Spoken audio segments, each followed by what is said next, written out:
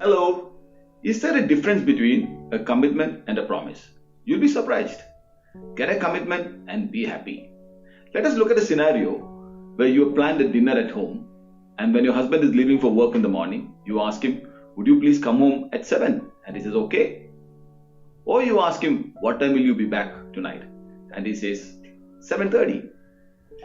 In the first case, he made a promise to you, and the second case, he gave you a commitment. The source of a commitment is always from within, and whereas a source of a promise is always external. Let us look at another scenario. Your daughter is going out with her friends, and you tell her, "Please come home by 3," and she says, "Okay." Or you ask her, "What time will you be back?" and she says, 3:30. In which situation do you think they'll be back home on time? The possibilities and probabilities of one keeping his or her commitment is a lot higher than keeping up a promise. So next time you want something from somebody, ask for a commitment and not a promise. Now let's look at it from a corporate scenario. You have sent a contract out to a client. You call him up and ask him, "Would you please send the signed contract back by 7?" And the client says, "Okay."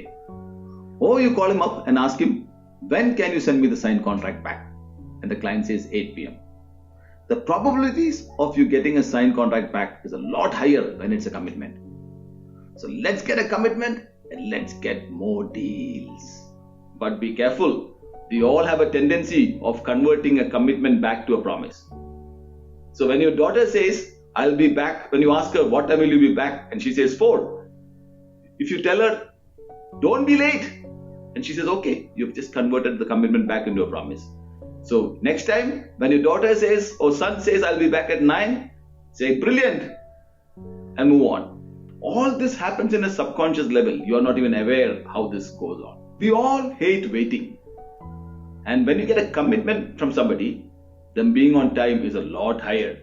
See, this brings a lot of happiness into our life. So let's get a commitment and be happy. Thank you.